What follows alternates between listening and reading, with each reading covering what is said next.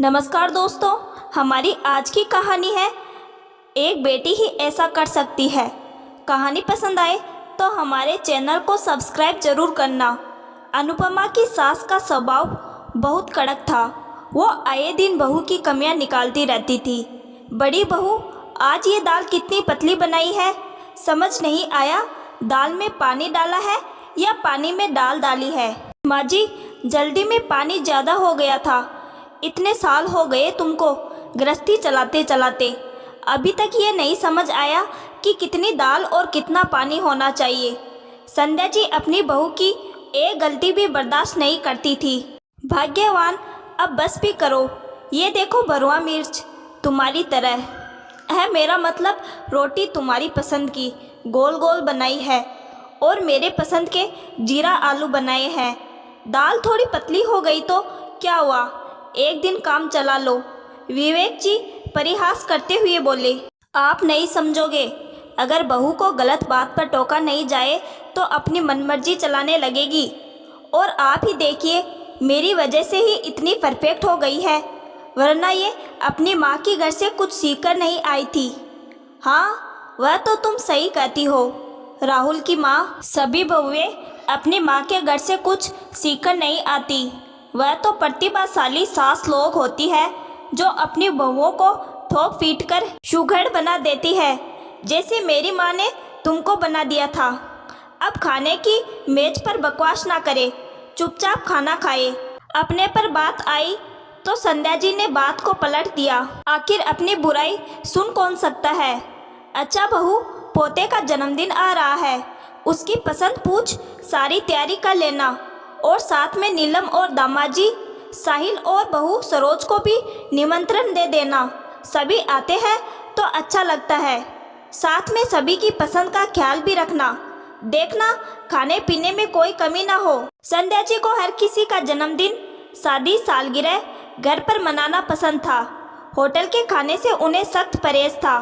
और फिर घर में बहू के होते हुए हम पैसा क्यों बर्बाद करें, यह सोच भी थी।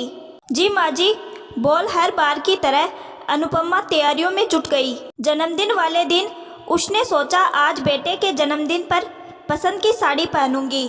सोच अलमारी से नीली सितारों वाली साड़ी निकाल पहन कमरे से बाहर निकली थी कि अनुपमा बहू, ये क्या सलमा सितारे पहन लिए? तुम्हें काम और रसोई संभालनी है या फिर प्रदर्शनी बनकर सबके साथ बैठना है?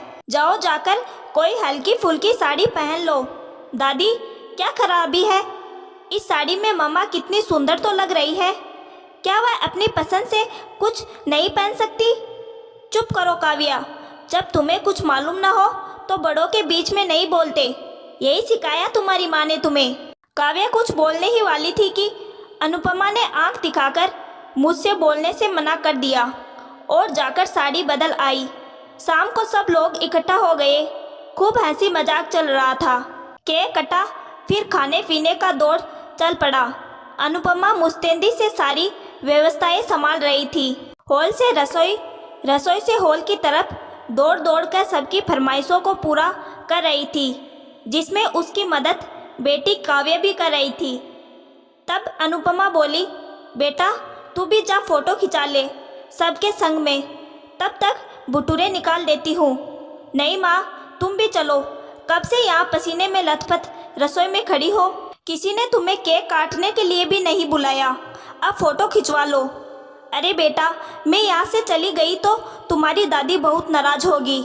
काव्या को मनाकर अनुपमा ने उसे वापस हॉल में भेज दिया, पर उसे जरा भी अच्छा नहीं लग रहा था कि उसकी माँ सिर्फ काम में लगी थी।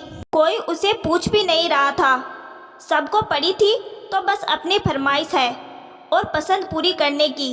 वीकेंड होने के कारण ननद नंदोई, देवर देवरानी घर में ही रुक गए और दोनों दिन अनुपमा से अपनी पसंद का खाना बनवा बनवा कर खाते रहे, क्योंकि वह सभी नौकरी पर जाते हैं। घर में खाना बनाने की फुर्सत कहाँ, इसलिए अनुपमा भाभी से बढ़कर एक डिश बनवाकर उसकी सेवा का आनंद ले रहे थे। रविवार की शाम को खाना खाने के बाद नीलम बुआ का पान खाने का मन किया। संध्या जी बोली, राहुल सबकी पसंद के पान मंगवा और बच्चों की पसंद की कुल्फी। सभी ने एक के बाद एक अपने फ्लेवर बता दिए और बड़ों के लिए सुपारी, गुलकंद तो किसी के लिए हुई थी मीठा पान ऑर्डर की गई। आइसक्रीम और पान आते ही सास संध्या जी बोली, अनुपमा बहू गुल्फी और पान अलग अलग थाली में निकाल लाओ। थालियाँ हॉल में आते ही खाली होती गई। किसी ने गुल्फी तो किसी ने पान उठाकर खाना शुरू कर दिए।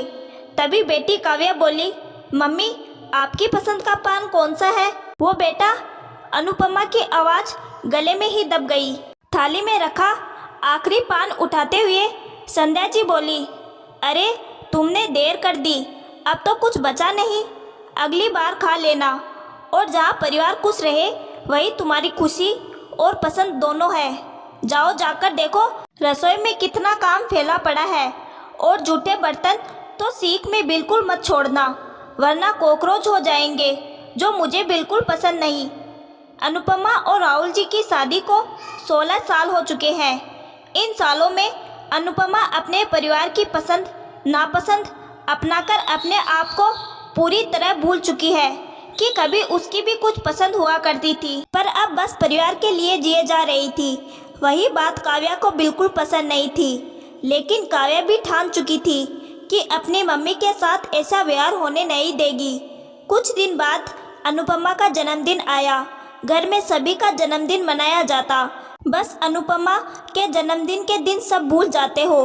मगर इस बार दोनों बच्चों ने कुछ स्पेशल करने की सोची। काव्या ने अपने पापा दादा दादी को बताया, रात 12 बजे हम मम्मी का बर्थडे सेलिब्रेट करने वाले हैं, आप लोग भी साथ आओगे तो अच्छा लगेगा। विवेक जी बोले, हाँ हाँ हम आएंगे। तब संध्या जी बोली, क्या ज़रूरत है इतनी रात को हंगामा मचाने की, कल सुबह कर लेना जो करना हो। नहीं दादी, इस बार तो हम बच्चों ने जैसा सोचा वैसे ही मम्मी का खास दिन मना कर रहेंगे। पोता पोती के आगे संध्या जी की एक ना चली और हार मानकर उन्हें रात के प्लान में शामिल होने के लिए राजी होना पड़ा। अचानक रात को पति राहुल ने अनुपमा को जगाया और बोला, जरा देखो तो बाहर खटर पटर की आवाज़ आ रही है, कहीं कोई चोर तो नहीं आ गया? शुभ शुभ बोलिए, कैसी बातें करते हैं। हे भगवान, मैंने तो घर के सारे दरवाजे खिड़की अच्छे से लॉक किए थे। डरते हुए बोली, चलिए चलकर देखते हैं, हो सकता है माँ जी पानी पीने आई हो। कहते हुए दरवाज़ा खोला ही था, सभी लोग जोर से चिल्लाए, हैप्पी बर्थडे। इतनी रात में यह सब क्या हो रहा है? काव्या बोली, यह भी कोई पूछने की बात है माँ, हम सब आपका बर्थडे सेलिब्रेशन कर रहे हैं। कहते हुए एक सुंदर सा टियारा अपनी माँ के सर पर सजा दिया। पीछे से बेटे पवन ने अपने हाथ माँ की आंखों पर रख दिए और टेबल के पास तक लेकर चला। हाथ हटाते ही अनुपमा हैरान रह गई। एक सुंदर चॉकलेट केक टेबल पर सजा, साथ में डेयरी मिल्क चॉकलेट से बना बुके रखा था। मम्मी फटाफट मोमबत्तियाँ बुझाकर केक काटो। अनुपमा ने केक काटा, सबको खिलाया। उसके बाद काव्या ने चॉकलेट बुके अपनी माँ के हाथ में थमा दिया। मम्मी आपके लिए स्पेशल गिफ्ट। जिसे देख संध्या जी बोली, अरे बहू कोई बच्ची है जो चॉकलेट खाएगी? इतनी सारी चॉकलेट काहे को लाई? ऐसा कर नीलम और सरोज के बच्चों के लिए रख दे, सब मिल बांटकर खा लेना। नहीं दादी, ये मम्मी के लिए है और मम्मी ही खाएगी, क्योंकि उन्हें चॉकलेट बहुत पसंद है। इसलिए हमने उनकी पसंद का चॉकलेट केक भी बनवाया, क्योंकि मैं चाहती हूँ आज से मेरी मम्मी के जीवन में ऐसी ही मिठास घुल जाए। लो मम्मी, मुँह मीठा करो। कहते हुए एक बड़ी चॉकलेट अनुपमा के हाथ में थमा दी। अनुपमा चॉकलेट खा रही थी, उसकी आंखों से खुशी के आंसू बह रहे थे। आज पहली बार किसी ने उसकी पसंद का इतना ध्यान रखा था और उसके लिए कुछ स्पेशल किया था। दोस्तों, इतना कुछ अपनी माँ के लिए एक बेटी ही कर सकती है। आपकी क्या राय है? कमेंट करके बताइएगा।